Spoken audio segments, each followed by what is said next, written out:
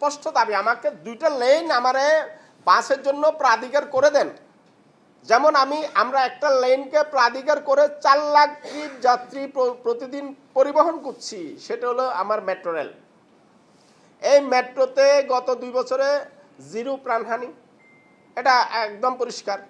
তাহলে আমার বাসের জন্য প্রাধিকার লেন আমরা প্রতিটি বিভাগে বলছি যে 2টো করে আমাকে বাসের জন্য প্রাধিকার লেন করে দেন। এই যে আমার দাবির মধ্যে আছে, এই 2টো প্রাধিকার লেন যদি এই দেশের নাগরিকরা পায়, মোটরসাইকেল কমে যাবে, এই যে সিএনজি অটোরিকশার ব্যবহার কমে যাবে, অটোরিকশার ব্যবহার কমে যাবে, প্রাইভেট কারের ব্যবহার কমে যাবে, যেটা আমরা মেট্রোতে আমাদের জন্য উদাহরণ আছে, সামনে আমরা উদাহরণ হিসেবে পেয়েছি।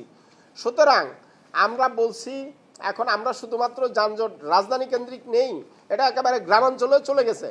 এক সময় সাবেক যে পরিকল্পনা মন্ত্রী, অর্থমন্ত্রী বলছে এটা বাংলা ট্রেসলা নাম দিয়ে বা বিভিন্নভাবে উদ্বুদ্ধ করে এদেরকে নামানো হয়েছে। এখন সরকার যে ভুল নীতিতে যাচ্ছে, সিটি কর্পোরেশনের প্রশাসক যে ভুল নীতিতে যাচ্ছে, তার মধ্য দিয়ে আগামী দিনে ঢাকা চট্টগ্রাম, আগামী দিনে আমি নির্দিষ্ট করে দিই, আগামী 1 বছরের মধ্যে, আগামী 1 বছর পর নিশ্চয়ই আমি এখানে বসবো, আপনারাও শুনবেন। 1 বছর পর ঢাকা চট্টগ্রাম শহর কমপ্লিট অচল হয়ে যাবে এই অটোরিকশা যদি নিবন্ধনে নামে।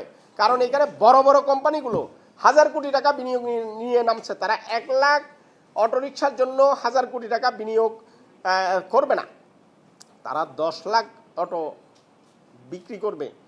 বর্তমানে আছে এখানে, আমরা যদি ঢাকা শহরে যদি 8 লাখ ধরি, চট্টগ্রাম শহরে যদি 5 লাখ ধরি, 8 5 13 লাখ, তার সাথে যদি 10-20 লাখ যুক্ত হয়, তাহলে আপনারাই কল্পনা করুন আমরা কোন জায়গায় চলে যাচ্ছি। অথচ আমার হাঁটার জন্য কোনো এসটিভিতে বলা হয়েছিল হাঁটার জন্য আমাকে রাস্তা করে দেবে, আমার হাঁটার জন্য কোনো ফুটপাত নাই দেশের কোনো।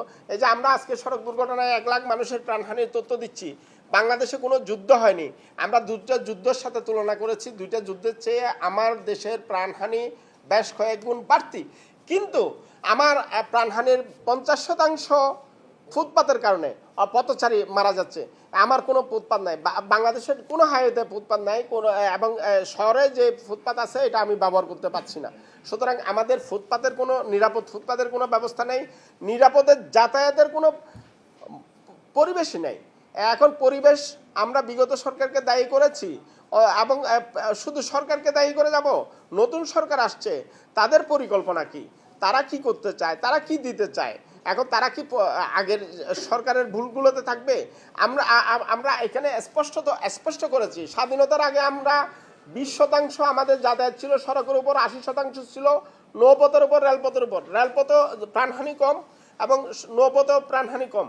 আমার এই 2টো প্রাণহানিকে শুধুমাত্র তারা ওয়ার্ল্ড ব্যাংক এবং IMF এর প্রেসক্রিপশনে তারা সড়কের উপর নিয়ে এসছে, সড়ক সম্প্রসারণ করছে, এবং ভারতের গাড়িগুলো, বহুজাতিক কোম্পানির গাড়িগুলো বাংলাদেশে বাজারজাত করার উদ্দেশ্যেই কিন্তু, এবং বহুজাতিক কোম্পানিগুলো রাস্তা নির্মাণের টাকা দিয়েছিলেন।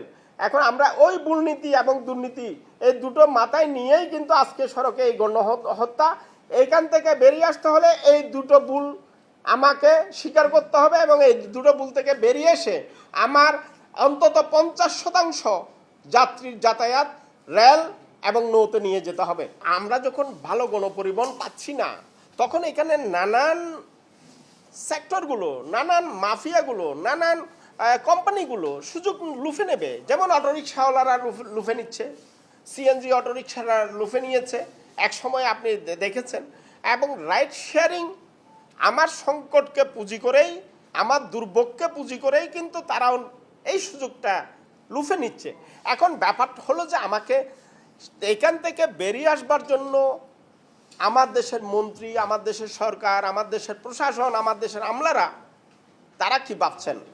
এখান থেকে মুক্তির জন্য আমার লক্ষ্য বাস র্যাপিড ট্রানজিট। আমি বাস র্যাপিড ট্রানজিটে কি যেতে পেরেছি?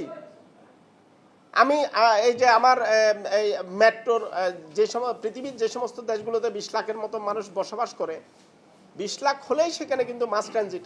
আমি কি কোনো শহরে মাস ট্রানজিটে যেতে পেরেছি? সুতরাং আমরা সংকটকে পুঁজি করছি, ব্যবহার করছি, যে দায়িত্বে বসছে সে আমাদেরকে নতুন নতুন আশ্বাস দিচ্ছে।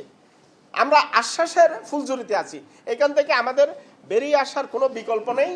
এখান থেকে বেরিয়ে আসতে পারলেই আমাদের মুক্তি মিলবে, নাইলে এই ধরনের নানান এই ডাইমেনশন তৈরি হবে।